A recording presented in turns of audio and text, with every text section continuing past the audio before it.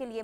और कुल मिलाकर देखिए बहुत जल्द इसकी खरीदारी और इसके बाद ये माना जा रहा है कि इससे भारतीय सेना को एक नया हथियार मिलेगा, जिससे भारतीय सैनिक पहले के मुकाबले और भी ज्यादा मजबूत स्थिति में दिखाई देगी। बहरहाल आगे बढ़ते हैं और बड़ी खबर ईरान अमेरिका तनाव से जुड़ी हुई है, जहां ईरान अमेरिका तनाव से तेल कीमतों में उछाल आया है। सिर्फ 72 घंटे में कच्चा तेल 10% महंगा हुआ है। ब्रेंट क्रूड $80 प्रति बैरल के पार पहुंचा है। भारत में पेट्रोल डीजल की कीमतों में लगातार अब दबाव जो है वो बढ़ता हुआ दिखाई दे रहा है।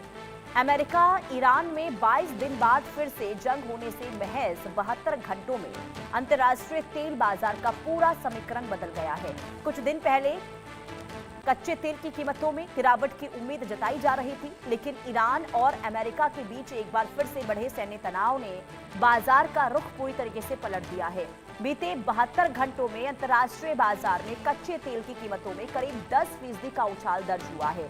खाड़ी देशों का कच्चा तेल जो कुछ दिन पहले $72 प्रति बैरल से नीचे कारोबार कर रहा था, अब $80 प्रति बैरल के करीब पहुंच चुका है और हाल की कारोबारी सत्र में $80 प्रति बैरल का स्तर भी पार कर गया है।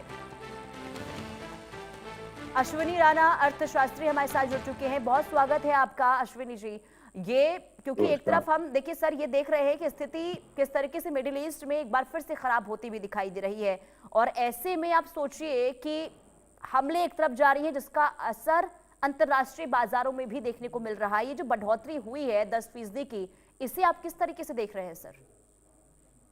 नहीं, देखिए, ये जब समझौते की बात चल रही थी और 60 दिन के ऊपर था कि 60 दिन के बाद, उसी समय लग रहा था कि ये कोई लंबा चलने वाला नहीं है, क्योंकि एक जो आपस में कन्फ्लिक्ट ईरान और अमेरिका में है, तो वो आसानी से सुलझेगा नहीं, क्योंकि अमेरिका जो उसने ईरान से मांगा है, ईरान वो देने के लिए तैयार नहीं है, और इजराइल भी जो है वो भी इसको छोड़ने वाला नहीं है। तो ये एक, जैसे कह रहे हैं, टेम्परेरी फेज था, और अगर ये इस तरह से दोबारा शुरू होता है तो ये फिर जो है विश्व के लिए ग्लोबल इश्यूज जो है ये खड़ा हो जाएगा, और भारत के लिए भी एक बड़ी चुनौती होगी। बड़ी मुश्किल से जो है ये थोड़ा स्टेबलाइज हुआ था रेट भी, और वहाँ से जो मूवमेंट है टैंकर्स की, अभी 1-2 दिन पहले भी शायद ब्रिटेन के टैंकर्स के ऊपर भी कुछ अटैक हुआ है। तो वहाँ पर ये जो है नॉर्मलसी है नहीं, और जब तक नॉर्मलसी नहीं होगी तब तक आप इसको कुछ भी नहीं कह सकते, क्योंकि ट्रम्प भी एक अपनी तरीके से बिहेव करते हैं। एक दिन वो कुछ कह देते हैं, अगले दिन कोई स्टेटमेंट देते हैं, वो मार्केट को भी रिएक्ट होता है। लेकिन ये जो अटैक करके उन्होंने जो है वो बता दिया है कि वो शांत बैठने वाले नहीं है, क्योंकि उनकी जो डिमांड्स हैं वो ईरान पूरी नहीं कर रहा। और ये बार बार जो सर देखिए तेल की कीमतों में इजाफा हो रहा है, जो हम मिडिल ईस्ट में हालात देखते हैं, इसका असर सीधे तौर पर देखिए ऊर्जा क्षेत्र में देखने को मिल रहा है। इससे भारत की जीडीपी पर कितना असर पड़ सकता है सर? देखिए, पहले से ही जो है भारत में जो है तेल महंगा आ रहा था, तेल महंगाई हुई है, और तेल महंगाई होने के कारण बाकी चीजों के ऊपर भी महंगाई हुई है। जब इन्फ्लेशन बढ़ता है तो नेचुरली लोगों के पास जो है पैसा खर्च करने के लिए कम होता है। दूसरा, हमारे जो इम्पोर्ट्स हैं वो ज्यादा हमें करना पड़ रहा है, एक्सपोर्ट हो नहीं रहा, एक्सपोर्ट होता है उसकी पेमेंट नहीं आ रही। तो ये सारी चीजें जीडीपी के ऊपर असर डालती हैं, क्योंकि जो प्रोडक्शन है उस पर इफेक्ट आता है, लोगों की डिमांड के ऊपर इफेक्ट आता है। हालांकि भारत की जो अर्थव्यवस्था है अभी ठीक है, जीडीपी भी ठीक है, लेकिन ये इस प्रकार से बार बार इस प्रकार से होता रहेगा तो, क्योंकि जो एनर्जी है वो एक बहुत बड़ा सोर्स है किसी भी अर्थव्यवस्था के अंदर डेवलपमेंट का, तो वो एनर्जी के ऊपर इफेक्ट होगा, वो कॉस्टली होगी, तो सारी चीजों के ऊपर उसका इफेक्ट आएगा।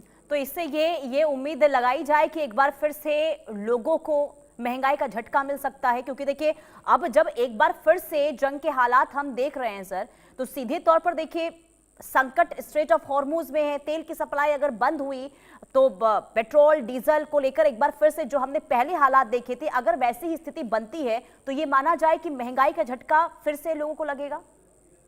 बिल्कुल लगेगा। और ये अगर लंबा चलता, देखिए क्या है कि अब ईरान को भी एक मिल गया है हाँ। कि भाई वो हार्मोज को बंद करके कुछ भी नेगोशिएट कर सकता है। हाँ। और अमेरिका भी यही चाहता है कि वो जो हार्मोज है उसके ऊपर सिर्फ ईरान का कब्जा ना हो, क्योंकि जो अमेरिका चाहता था कि ईरान के ऊपर कब्जा कर ले और उसका तेल कब्जा ले, वो हो नहीं पाया। तो अब वो भी ये चाहता है कि हार्मोज जो है उसको वो जो है कंट्रोल करे, और वो भी वहां से टोल या जो भी फीस है या जो भी वो उगाही करे। तो इसलिए ये दोनों के कन्फ्लिक्ट अपने अपने हैं, दोनों की अपनी अपनी सोच है। तो इसके कारण से ये संकट तो गहराने वाला है अगर इस प्रकार से चलता रहा, और गहराया तो ग्लोबली पूरा इफेक्ट होगा, भारत पर तो उसका इफेक्ट जो है वो सामने। इसीलिए प्रधानमंत्री ने, कई बार लोग कहते हैं कि भाई 1 साल के लिए क्यों कहा, 1 साल के लिए उन्होंने जो कहा उनको दिखता है कि भाई ये 1-2 दिन की इशू नहीं है कि भाई सेटल हो जाएगा। तो इसमें लंबा इशू भी चल सकता है। तो लंबे इशू के लिए हमें जो अपना फॉरेन रिजर्व है उसको बढ़ाना है। तो हमें जो इंपोर्ट है किसी भी चीज का जो फॉरेन एक्सचेंज के थ्रू होता है, तो उसके ऊपर कंट्रोल करने की जरूरत है। तो वो उसी ढंग से वो उस समय कहा गया था। और अगर तेल महंगा हुआ और जो लगातार देखिए हम देख रहे हैं कि कीमतों में उछाल भी हो रहा है, तो शेयर बाजार के कौन से सेक्टर पर सबसे ज्यादा असर पड़ सकता है? देखिए, शेयर बाजार पर तो निश्चित पड़ेगा। शेयर बाजार के ऊपर जो असर है वो ये चीजें छोटी छोटी तो इफेक्ट करती करती हैं। जो ट्रम्प जो आपके ट्वीट करते हैं सुबह और शाम, वो भी शेयर मार्केट को बहुत बड़ा डेंट करता है, क्योंकि वो सारा कुछ ऑपरेट वहीं से हो रहा है। और वो उनको पता है कि कब मुझे शेयर मार्केट को गिराना है, कब उठाना है, कब मेरे को उसके अंदर से अपनी कंपनी या उनके जो लोग हैं उसके अंदर इन्वेस्ट करना है, कब वहां से निकलना है। तो वो सारी स्ट्रेटेजी वहीं से प्लान होती है, और उनके ट्वीट से ही शेयर मार्केट अभी जो है सारी उठापटक हो रही है। तो इसलिए मेरी तो सलाह है कि जो रिटेल इन्वेस्टर है उनको इस समय बड़ा बैलेंस होकर जो है बिहेव करना चाहिए। और ये देखने को मिला है, हमने बीते दिनों देखा, जो आप बता रहे हैं कि डोनाल्ड ट्रंप जो बोलते हैं उसका असर सीधे तौर पर शेयर बाजारों पर देखने को मिला है। तो क्या माना जाए इसके पीछे स्ट्रैटेजी है क्या डोनाल्ड ट्रंप की? क्योंकि बिल्कुल वो देखिए, वो ऑपरेट कर रहे हैं। वो एक किस्म से बिजनेसमैन है, ऑपरेटर है। वो अपने ट्वीट के कारण, अपने स्टेटमेंट के कारण भारत की नहीं, विश्व की जो शेयर मार्केट्स हैं उनको उसके ऊपर उनका असर पड़ता है। और वहां से उनके स्टेटमेंट देने से पहले ही जो उनकी कंपनीज हैं, इन्वेस्टर्स हैं, वो शेयर मार्केट से निकल जाते हैं, और जैसे ही मार्केट गिरती है दोबारा वो एंटर हो जाते हैं। तो वो सारा कुछ ऑपरेट वही से कर रहा है। वो कोई पॉलिटिकल आदमी नहीं है, वो बिजनेसमैन है। और बिजनेस में भी वो स्ट्रेटेजिक जो उनको एक रास्ता मिल गया है, पता लग गया है कि किस प्रकार से पूरे जो शेयर मार्केट्स है या बाकी मार्केट्स हैं उसको किस प्रकार से ऑपरेट करना है, और वो उसी ढंग से वो कर रहा है। बिल्कुल, यानी कि एक स्ट्रैटेजी, एक प्लानिंग के तहत डोनाल्ड ट्रंप इस वक्त आगे बढ़ रहे हैं, लेकिन पूरी दुनिया इस संकट से जूझ रही है। लेकिन सर जरा ये भी बताइए कि जो हम इस वक्त कच्चे तेल को लेकर स्थिति देख रहे हैं, क्या इसके बाद ये उम्मीद जताई जाए? क्योंकि देखिए आप जो बता रहे कि हो सकता है कि अगर हालात लंबे समय तक इसी तरीके से चलते रहे तो एक बार फिर लोगों को महंगाई का झटका लगेगा। तो क्या भारत सरकार जो है ये कोशिश कर रही है, क्या आगे इस पर काम हो रहा है कि लोगों को महंगाई का झटका ना मिले, या फिर पर्याप्त भंडार है भारत के पास, अगर स्थिति लंबी चली तो भारत के लोगों पर इसका असर ना हो? देखिए, भारत की जो सरकार है वो बहुत पहले से, जब ये युद्ध शुरू हुआ था तभी से वो स्ट्रेटेजिक मूव जो उनके वो शुरू हो गए थे। आपने देखा कि पीछे जब यूएई प्रधानमंत्री गए तो वहां पर भी समझौता हुआ है कि कितना इन्वेस्टमेंट भारत में वो करेंगे, और वो जो स्ट्रेटेजिक जो रिजर्व्स हैं वो यूएई में भी बनेंगे और भारत में भी वो बनाएंगे।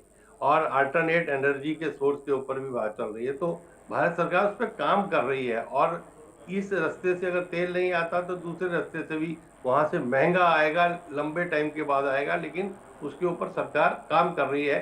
और हमने पीछे भी देखा है कि जब पूरा विश्व जो है इस एनर्जी के सोर्स से परेशान था, तो भारत में सप्लाई चेन कम से कम एक मेंटेन थी, और बहुत रेट भी नहीं बढ़े थे। तो सरकार की योजना और सरकार की कूटनीति के कारण संभव हुआ था कि 40 से ज्यादा देशों से हम जो है ये एनर्जी का सोर्स जो है वो प्रिक्योर कर रहे थे।